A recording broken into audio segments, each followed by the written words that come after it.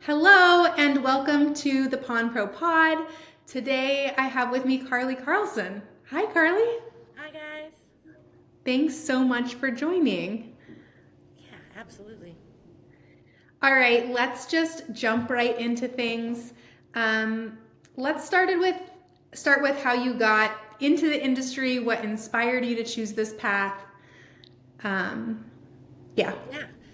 So I am a third generation pawnbroker. Back in 1990, my grandpa decided that he didn't want to be retired anymore and opened up a pawn shop with my uncle and my dad. And I tried so hard to not be a pawnbroker. Um, I went to college in Montana, did that whole thing, had a great corporate job at Verizon, making really good money. But then when my uncle called and said, he's ready to not own a business anymore by himself, I jumped on the train pretty quick. Um, I've always loved what my dad stood for pawn.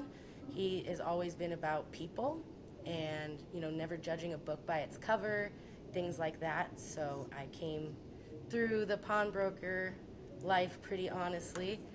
Um, yeah, it was really a no-brainer. It's one of the funnest jobs I've ever had, and I've had plenty of different jobs. And I love being able to be there to help people, give people good deals, um, make a difference in my community. I really do try to do a lot of philanthropy. Um, yeah, so that's pretty much how I got into pawnbroking. Thanks, Grandpa and my dad. What's it like working with family? That's the most trying thing I ever had to do. So it working for family is hard because there's no downtime. So when we have family dinners or birthday dinners, we're still talking business, um, as well as you have to separate your family from your job.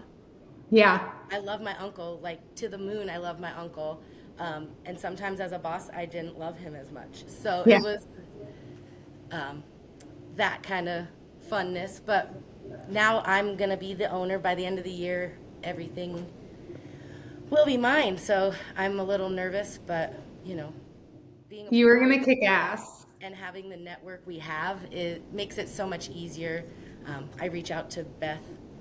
You know, I think she's amazing. She's one of my role models for sure. Totally. There's Dave Griffiths with AML Gurus. I love the people that surround Yeah. the pawnbroking network. I feel like once you're in the industry, and it doesn't matter if you're like a pawnbroker, if you're like a supporting vendor or whoever you are, it's like you get in and you just feel like this community and you Oh want to yeah. be a part of it and you want to be helpful in it and people try to leave and everybody always comes back. It's like it's it's the best I think industry that there is to be a part of. So you can 100%. leave and you can go see whether the grass is greener, but at the end of the day, it's like meaningful, tangible lives that I think that you touch, and so it's fun to be a part of it. Absolutely. 100%. Um, I my really sister's the same way. Like I grew up knowing that I wanted to be a pawnbroker. My sister never wanted to be a pawnbroker. She never wanted to be in the family business. My dad sold his company when I was 16, and we just got my sister in the business. And it was like kind of similar situation where I like call, it was like I didn't want to push her into it. I wanted her to feel like she saw everything else out there that there was to see. But at the same time, I'm like, come on, you just come be in the family business. and yeah, Um, like you said, once you are in it, you're hooked. yeah, she loves it. She's like totally obsessed. She had no idea that she was gonna like it as much as she does. Um, and Honestly, I did working it with, for the selfish reasons of being my own boss, yeah, and I didn't expect to love it as much as I did, but I yeah, jumped in with both feet.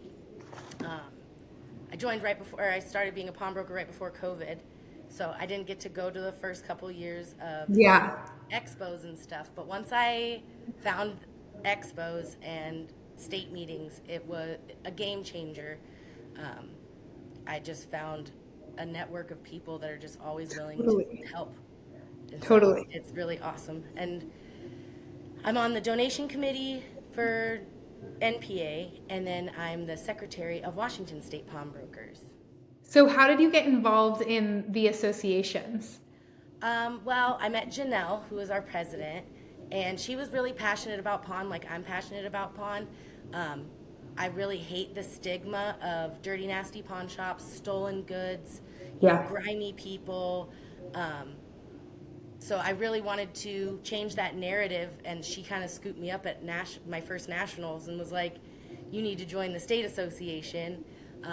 And my dad was in the state association 30 years ago as the treasurer, so it was pretty much a no-brainer for me to join. And it's just been so much fun. It really has. That's awesome. Do you want to give a plug on the donation committee at NPA? I imagine that Oh what you're yeah. trying to get is donations, so let's hear it. So if I call you, probably around January, that's when I start trying to get my ducks in a row. Um, Everything that I ask for you to donate goes to help the scholarship fund. And so I'll bug you until you say yes, is pretty much my. Amazing. So if Carly calls you, find something in your store, Yeah, donate it, the money goes to a good cause. That's it awesome. does. And, if we didn't have these things, what's the point of being in the NPA? Yeah, Other than helping your fellow pawnbrokers and making sure that we don't get hosed in legislation, things like that. It's very important to be a part and totally. active in Active. national and your state association. Yes. 100%. You mentioned before other philanthropy. Do you do philanthropy within your store? What kinds of things have you done? So a big one for me is the food share here. It's called Second Harvest. I guess it's different everywhere. The food bank. I really like to. I'll find an item that I can give away, and I any. Then you enter to win the item by donating money that goes straight to the Second Harvest Food Bank. I've also done school supply drives. We did the backpacks for kids. Yeah, I love those ones. And then we did like the feeding the children over summer. There's another group here in Oh, town. right, for kids that aren't in school. It's called Spokane Quarantine. Yeah. And it came out during COVID, but he really was making sure all these kids that weren't going to school and stuff were being fed. So I'm a firm believer that no child should ever go hungry. Totally. I love the ideas because I think a lot of people get stuck in they want to do something, but they're not really sure where to start. And I think those are really like easy, Affordable low-hanging for fruit. kids, and it's a Yeah. dollar a ticket. You get 6 tickets for $5. Most people hand you $5, and I think the most we've raised in a week is $400-500. We're not a super huge store, but Incredible. $400-500 a week Yeah, for the that's food share amazing. is amazing. That's amazing. Yeah. You mentioned that you sort of entered the industry during COVID. Was that a challenging time? Was that a not challenging time? What's been the most challenging time? Moving from Montana back here, I had a really big tribe of friends and family over there. And over here, I don't have that support system other than my Yeah. pawnbrokers. So having those pawnbrokers in my life has made it so much easier not having, my friends here all the time. So Yeah, I get that. COVID sucked. Yeah, Because I moved in August and then everything shut down in like October or something like right. that, January, somewhere around there. So I wasn't here very long to meet people before COVID. And then me and my boyfriend Brennan just got into our habit of go to work, come home, because he couldn't do anything anyway. Yeah. And yeah, then we just got stuck in that rut. How did your store navigate? Like, did your store close? Did you guys stay open as an essential business? Were you busy? We stayed Um, open. We were yeah. actually quite busy. We did cut our hours down because we had a couple employees, because we gave them the option. You can either work and collect unemployment, or work, or you can go and collect unemployment. Yeah. And we had two people, no, everybody except for one opted to stay. So we did just minimize our hours. I think we did noon to 6 instead of 10 to Yeah. 6.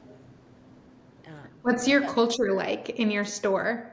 It we're sounds all very awesome if you were close. able, if people weren't taking unemployment. I know a lot of people would have rather sort Oh, of yeah. cut Um, away and done that. So what's it like? I love my employees. I try to be a part of their life as much as a boss should be. Like, I Hmm. know their kids' names, I know their birthdays, I know their anniversaries. Um, and I really just try to make it somewhat fun while still being the boss. Um, Yeah. I don't have a problem keeping my employees once I find one. I've lost a couple to school in the last 5 years. Yeah. I lost one to a different job, but really I've had been really blessed with my employees. And I think a big part of it is they can come to me and tell me they fucked up, they messed up, Okay, you're allowed. and I'm not gonna hold it against them for long. Just 30-second, and then I'm usually pretty over it. I try to be as even keeled as possible, even though I have anxiety like crazy. So I get that. I think like finding the balance between professional and like still trying to be really involved is sort of a fine line to walk. I think that like younger people blur the line like more than like my yeah, dad didn't blur the line at all. And I think it's not like blurry to me, it's clear to me, but like I want personal relationships and friendships with yeah, my not like hanging employees. out And so, outside of work and stuff, but I want to know what's going on in their lives. yeah, I think their home life is very important to even myself. I treat yeah. others the way I want to be treated. Yeah, totally. I think that it helps with like retention too, and people feeling like a vested interest in like the well-being of the company. So, Yeah, absolutely. do you guys do any like fun events within the store? Things like that? I'm doing a parking lot event where it's free for any vendor that wants to come in and set up in my parking lot. Um, and then we're going to do, in-store sales. Just trying to bring new people that wouldn't usually stop in our parking lot. But usually if you see like canopies and food trucks, they're like, hey, let's stop and see what they've got. Like I'm guilty of it. I stop for Yeah, garage sale signs. totally. So it's like, oh, garage sale. Woohoo. Yeah. So When is that? that's a fun one. September 28th. Woohoo. Right Yeah, around so that's the coming up. I do 12 Days of Christmas. I got that one from Randy Neal Mm-hmm. at Big Dog. And then I give away something little every day, 12 days before Christmas. That's awesome.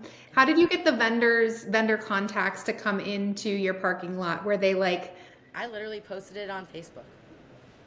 I literally just said, hey, do I have any friends that want to come and be vendors? And a lot of my friends tagged other people that they vendors? knew.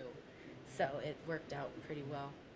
So what kind of people, vendors do you have coming to the We have event? a face painter. We've got a customizable pens and keychains lady. Mm, cool. I've got an insurance lady, a photography person that prints out all of his prints. Um, of course, I don't have my spreadsheet right in front of me. There's a couple. There's at least 3 other ones, and I can't remember exactly what they do right off the bat. But I That's hired okay. a I think it's sales, just awesome so for people to know that like they can put together events like this and it's free. pretty like You and know, it's free and it's like grassroots and you just have to post it on Facebook and pick a date and then I that's what I know did. yeah, I know that like one of the challenges that a lot of our customers face is like how do I bring in new people? That's like constantly obviously new customer acquisition is a really big deal and when you have people that come post up for free, you can really probably acquire some new customers that would never come into a store. So that's exciting. I love that idea. I learned it in my peer group, my NPA peer group. So if you're a pawnbroker, it's definitely worth being a part of a peer group, because we've all tried something, and whether it worked or not, you know, is Yeah. How'd you get involved in the peer group? Like, what was the process for like for that? my first year at NPA. They basically hounded me out and were like, "You need Um, to be a part of NPA bigger." Um, they had me selling raffle tickets, my first year. And unfortunately, I was really good at it. So then I just got roped into doing it for the last 4 years now.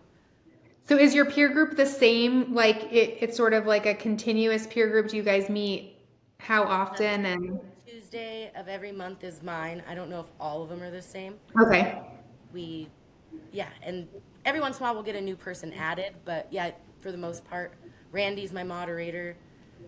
But like Jeremy Powell's in my group, Awesome. Ben Levinson's in my group. Cool. No, Joel. And any other ideas that have sort of like sprouted out of that you've tried and have been really awesome? About 4 years ago, I started doing handbags, and that Yeah. just blew up. Yeah. And now I have a bajillion handbags. Any new categories that you're like trying or dabbling in or that's I'm trying to jump into the cell phone world mm, with the Steve and Tiger Wireless kind of thing. yeah. It's a hard market for me, Yeah. unfortunately, but we still have people bring in phones every once in a while that we can take, so it's nice. In my mastermind group through Pawn Leads, I'm in all these different groups, um, they talked about iCloud lock and all that stuff and how it can just really suck your profits right out of taking phones. Apple figured that out. It really did. Yeah, I remember when that sort of started happening. That's like a nightmare. My boyfriend was admitted to the ER on Wednesday night, and his phone died last night, and he opens his phone and it wouldn't Face ID, and it's been so long since he's had to put in his passcode. He didn't remember his passcode. He got locked out for like 3 hours, and I was like, No, isn't it your birthday? And he's like, no, I swear it's not. And I was like, I'm pretty sure it is. I was right, by the it way. was. That's I know that's crazy. I think I forget. I spoke at NPA and there were all these like new categories and it's interesting because some people say like handbags is amazing for me and then somebody else will say like we tried handbags and it was horrible, but like Pokemon cards are really great right now and then somebody else is like Pokemon cards suck.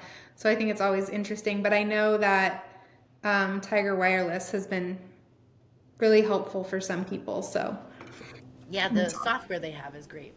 Being cool. able to figure out if it's iCloud locked or lost or stolen. Yeah.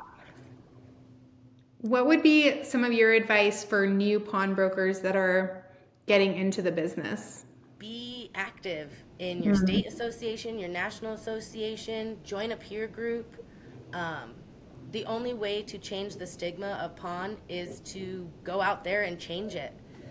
And there's so many like-minded people, pawnbrokers like myself, that we just don't like the stigma. So we're Right. changing it. And so it's not even a thing in our brains anymore.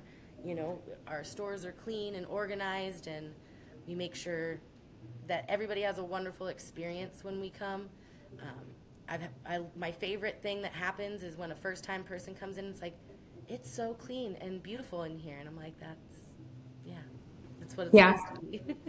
Yeah. I love that. My favorite thing that customers say is like, Bravo made being a pawnbroker fun again. And that's like, whenever I hear it, it's like fireworks, like, yay. Well, and So Fiona is my favorite human in the entire world, she's so the I'll bomb. always She is scream Bravo praises wonderful. for that one. Yes. Okay, so you mentioned getting involved. You're in the Pawn Leads Mastermind, NPA peer group, Washington State Association Secretary in charge of donations at NPA. Any other avenues for people to get involved? Um, so philanthropy is a big one. Yeah. Being a part of your community helps get your name out there in a really good light. Um, Mm, Costco doesn't pay for your kids' softball uniforms. yeah. Small Do you business. do press releases around that or do you let word of mouth kind of lead the way? So with the food bank, I don't feel right Yeah, bragging publishing. about it. But like there's like a couple disc golf tournaments that we do. We've sponsored race cars in the past, like things like that. Cool. And we'll take credit on those. The food bank, Sometimes I feel like philanthropy should just, Be philanthropy. yeah. I agree. Um, yeah, I think it depends on what it is and how you're giving back. But I think that like sponsoring sports teams with your name, It's on the an shirts and things like it's a that is like 100% easy way to get your name out there. totally. Um, okay, so we talked about you doing the event on the 28th. Other ways that you are marketing strategies. I use Pawn Leads pretty heavy for my Yeah. marketing because they have niche lists that you can Yeah. create. People that want Mm-hmm. handbags, people that want bullion, people that want tools, people that just literally come anytime I have a sale. There's people Yeah. that literally they just want to know when you have a sale. Mm-hmm. And that is a really nice way to funnel. Targeted, Yeah, absolutely. relevant marketing. We use Bravo for the birthday leads, the first time in, all that stuff still. Mm-hmm. Um, just because it's a little easier to run it through there anyway. You guys do it Yeah. all for me, so I don't even have to do anything. Yeah. That's That's the best good. part. What would be some advice for somebody that's coming on board to Bravo? Maybe like that's just transitioning or that just is about to transition or um, what would you? So it has a lot of features that just will blow your mind. The reports are amazing for me. I love being able to click on a report, see what my numbers are, see what my guys are doing, see what categories I need to work on, see which ones, Yeah. aren't. Let's see. I love the Baya platform because it's one click of a button and your stuff's posted online. Totally. And it's super easy to get your website out there because it's shop.yourstorename.com. So Right. it makes it super easy to find you as well. Plus, Baya spends a lot of money on making your items come up before. Do you see that sometimes when you search for them? Oh yeah. Yeah. So like if it's a new product, obviously Yeah. Amazon, all that It's stuff. so But hard. I take Yeah. collectibles and stuff, and there's Yeah. times that we're the only person that you can find it on. Yeah. I love that. I love when I search for something random that like is unrelated to work and I see buy a pop up. I'm like, Yes, it's no, it is fun. It is fun. I definitely shop too much online. that's awesome. And are you an ad hoc report user as Oh yeah. well? Oh yes. I do ad hocs daily for my 30, 60, 90 price downs. And then every 3 months, anything that's over a year gets knocked down even more. So you use it for aged inventory and keeping that aged inventory moving. Absolutely, Yeah. 100%. I also use it for like when somebody calls on the phone, instead of having to run through my store, I'll ad hoc my inventory and be like, oh yeah, I have 5 lawnmowers. So Right. it makes it a little easier than That's running helpful. through I all feel that. like ad hoc is like this treasure trove that and like you sort of forget what the utility that it can have until you hear what other people are using it for and you're like, "Oh, yeah, that makes sense. I could use Well, it for and I that." use it in my customers too to funnel them into those niche lists. Yeah. Based on what they bought. Yeah. That's awesome. Cool. Well, thanks so much for coming on, Carly. This has Thanks been for having me. I feel honored. yes. I have so many takeaways, but I love how active you are and I got I the think that fire for that's so pawnbroking. important. Yeah. That's so important. And I luckily like somehow maybe it's our customers, but everybody that I've had on the podcast so far is like the president of this, the secretary of that. Like everybody has really important like leadership qualities, not just in their stores, but also in the associations and the communities. And I think that that's the only way, like you mentioned, to like change the stigma and really make a difference is being not just like part of these things, but active participants. So Absolutely. thanks for 100%. being an active participant on the podcast. Anytime, anytime. I All appreciate it. right. Have a good day. Thanks, Tally. Bye.